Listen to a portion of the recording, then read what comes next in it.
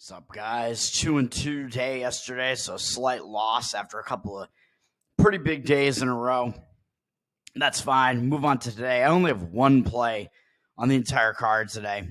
I was surprised that the Minnesota T-Wolves played as poorly as they did, really, but maybe it's youth coming into play there in Denver. Is certainly not a team that's just going to roll over and die. I mean, the returning champs there. Certainly one of the best teams in the NBA. Both of those teams are near the top of the NBA.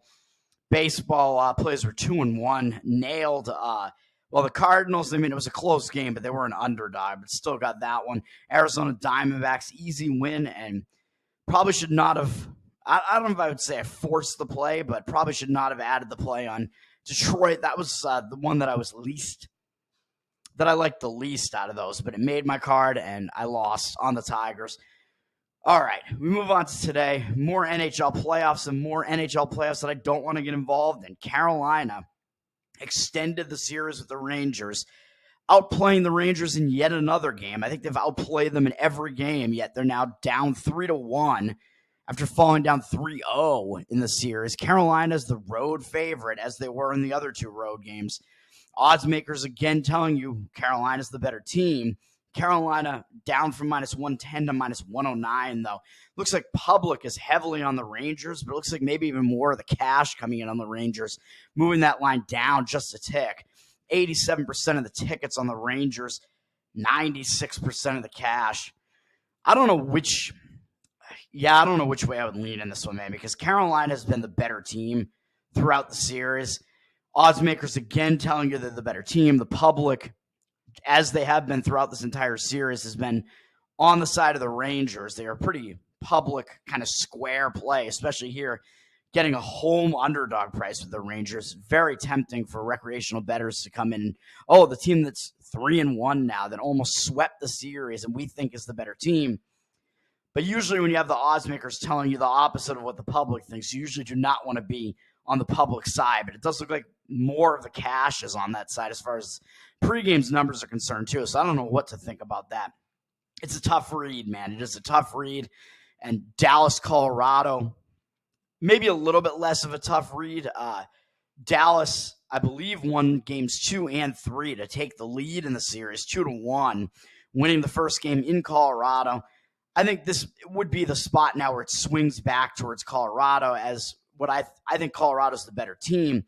Odds makers still telling you that, but maybe a little bit less so. So you might actually be getting a little bit of a bargain on Colorado, but it opened -107, but it's already gone up to -136. Maybe that opener's not accurate, but I think the line has moved up on Colorado. 74% of the tickets on Colorado. They are pretty public, but 92% of the cash, so more of the cash than the tickets. It looks like there is some money coming in to move that Colorado line up. I would expect Dallas to be public, really, with the fact that they're winning the series now, and they were just public going into the playoffs. The public considers them to be one of the best teams in hockey, which they are, even though the odds makers are telling you that maybe that's not totally the case, or they're telling you at least that Colorado's probably the better team. Colorado was -135 in the first game at home, which I actually thought was a little bit short, and Colorado actually outplayed Dallas in that game. I mean, the score is extremely misleading. Colorado outshot them 29-23. They had 34 hits to Dallas's 21, so Colorado and the faceoffs were evenly split 50-50. But Colorado had way more hits. They were the more physical team. They had more shots.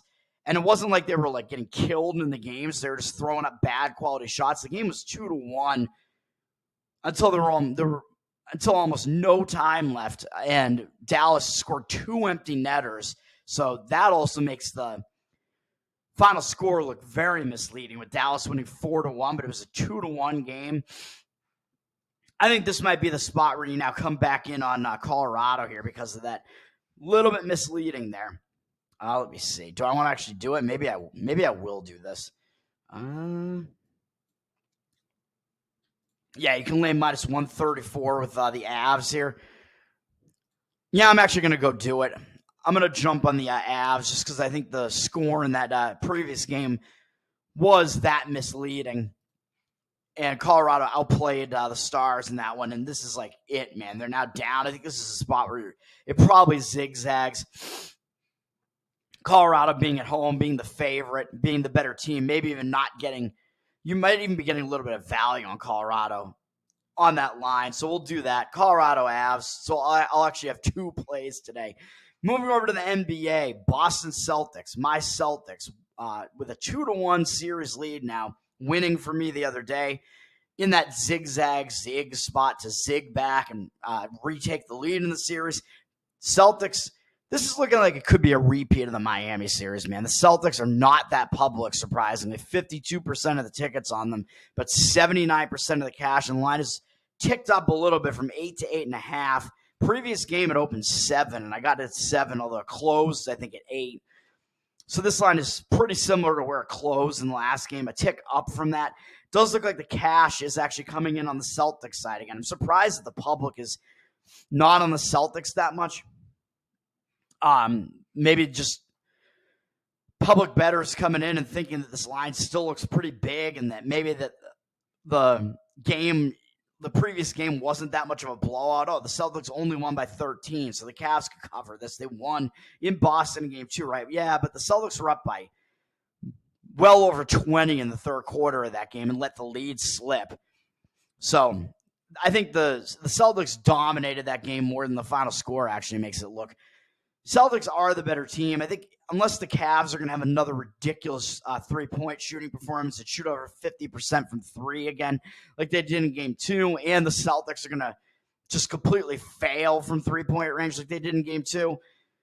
If both of those things don't happen, I think you'll probably get another Celtics win here, and they'll probably be able to cover. One thing I forgot to mention in the previous game, though, is that there was maybe a little bit of extra motivation for the Celtics in that one because the last time they had played in Cleveland during the regular season, the Celtics actually blew a 22-point lead and lost as a 9-point favorite. And I actually won taking the Cavs in that one because that was the game where the Celtics were off like a almost 60-point win over Golden State. They were off just a monster win. And they had the Denver Nuggets up next. So it looked like a sandwich spot there. And I think the Celtics were already 2-0 against the Cavs during the regular season. So that was a sandwich spot. But maybe because the Celtics remembered that game, maybe there was a little bit of motivation there too. But now I think we're just back to kind of a normal type of game here in the middle of the series here. But I do lean to the Celtics. Looks like the market read is on that side. And in the other game, this is a more difficult read, actually, because the market percentages look like they're in opposition to where the line is moved. Thunder Mavericks. The Mavs down from 2.5 to 1 now. Mavs winning game 3 to take a 2-1 lead, and they were around, I think they were, a 2.5, 3-point favorite in that game. Now in this one, they're down to 1. So it's like maybe you're actually getting a little bit of value on the Mavs, which is weird because they just won the previous game. But I think the odds makers are also adjusting to the fact that maybe this is going to be a spot where the Thunder bounce back. The Thunder didn't play that poorly, though. It's not like they got blown out. It was a close game, and they just couldn't get there. So maybe the experience factor is coming into play for the Mavs here. So we see the line moving down on the Mavs, though, from 2.5 to 1. I'm going to have to look. Maybe it's like an injury situation that's moved that line because as far as the percentages, you see 62% of the tickets coming in on the Thunder, which I think is as public as we've seen the Thunder be in the series so far. I think one of the times in the game one of the times in the series where they've been the most public, but only 51% of the cash. So based on that, it looks like the Thunder are a public road underdog and have less of the cash than the tickets on them. So that's the type of spot where you kind of don't want to come in and be on the Thunder or on a team in a spot like that. A public road underdog, usually not where you want to be. Let me look at the injury situation because I know Luka has been beat up, but he's just been playing through it. He had a right knee injury already, and he was playing through that, and then he really got beat up towards the end of that most recent game where he was just taking hard fouls and like hitting the court pretty hard in a couple of situations late in that game, seemingly getting a little bit additionally injured there. So I don't know. He's listed on the injury report, but as a game time decision. And because the game is huge, I'm going to expect that he's been gunning through all these games. I'm going to expect he's probably going to play. He's really the only like key player on the injury report, but maybe the odds makers are actually telling you maybe although if he wasn't going to play, you'd expect the line to move way more than it has. Like, you wouldn't expect it to just drop from 2.5 to 1. So it seems like he probably is going to play, but maybe the odds makers are adjusting it a bit for him being like kind of beat up. He's listed as questionable, right knee sprain, which was already the case, and now left ankle soreness. He's been questionable pretty much throughout the series. Like, I expect him to be out there. It seems like the odds on this have not moved enough to account. Like, if he was not going to play, you'd see the line. The line would have moved way more than it has. But I'm not going to play this one. I'm not even sure which way I would actually have a lean in this one. This one's really difficult to read for me. So I think it's more difficult to read than the Celtics one, actually, where I do have a lean to the Celtics in that one, but it's not strong enough for me to play it. MLB is where I'm going to have only one play. This is actually a larger card than you'd be used to seeing on a Monday. Monday, a lot of times you have short MLB cards, but the first way that I kind of go and look is who played in the night game, in the Sunday night game, and I tend to want to look to go against the teams that played in that game. The Mets actually beat the Braves in a walk-off, so it was a big win for the Mets. So I actually don't want to play the Mets here, but there are things about that game where I don't really want to play either team. Unfortunately, the Mets and who are they playing? They're playing against Philadelphia. I think Philadelphia used a lot of their bullpen yesterday. They really torched their bullpen. So it would come down to playing more just on the starting pitchers. I do still kind of lean that way to the Phillies. Christopher Sanchez, I think he has better numbers against the Mets than Sean Manaea has against the Philadelphia Phillies. Manaea actually has terrible numbers against the Phillies, and his whip is indicative that his ERA should be way higher than it is. So he's been really keeping opponents' run totals down this season. But I actually lean to Sanchez in that matchup. But if I was going to play that one, I'd probably play it as a first 5-inning play because Philadelphia torched their bullpen so much after Wheeler, I think, at his worst start of the season yesterday. But the Mets, coming off such a huge walk-off win over the Braves, that almost makes me want to say actually play the full game on that one. That's why I have some confusion there because I really don't want to play on a full game there that would have me needing the Philadelphia bullpen to come into the equation there. So I don't love that. But generally, yeah, I think the Mets would be in a letdown spot. But where I am going to go is actually the other side of that. Atlanta having lost in the walk-off, which actually broke a 3-game win streak for them. And they're about to sweep the Mets, which would have been a pretty decent sweep, even though the Mets are fairly far behind them in the division now. Well, in the Mets, I think facing Philly is still kind of a big game for the Mets facing Philly, so that would give me a little hesitation on playing against the Mets, too. Atlanta, though, Atlanta's only 2 games behind Philly, and they just almost swept the Mets. That loss breaking their win streak that they have, they actually had a 4-game win streak, where they swept my Red Sox in a 2-game series, then almost swept the Mets, but lost on a walk-off where they were about to sweep the Mets too and have a 5-game win streak rolling into this. And now they're returning home, although it's only off of a 1-series road trip up to New York, although it is still a return home spot where they played last night and they have really no time to come home and have to deal with the return home distractions, but maybe they're not as serious because they only played 1 series on the road there. So it's not the worst return home spot, but still, it is still technically a return home spot. So maybe a little bit of an extra negative on the Braves there. But I think the fact that loss, the way they lost that game in a walk-off in a pretty big divisional series, even though this is also a big series against the Cubs, yeah, for sure. But having lost that and that loss kind of breaks that win streak that they had. I think that's kind of a negative spot for the Braves here. They have to go in and face the Chicago Cubs. The Chicago Cubs, I think the Cubs and the Braves both kind of used a decent amount of their pen yesterday, although it does scare me the Cubs used 5 of their relief pitchers yesterday, although they used a couple of them for not that much. And maybe at least one of them was kind of maybe a longer relief stint. So that gives me a little bit of hesitation, but I expect Imanaga for the Cubs. He's the main reason why I'm doing this. I actually kind of expect him to go late enough into this game that I think that's fine. And the Braves didn't exactly save their pen in that Mets game either. The Braves used 4 relievers while The Cubs used 5, so I think that's kind of a bit of a wash there. Both teams kind of used some of their better relievers.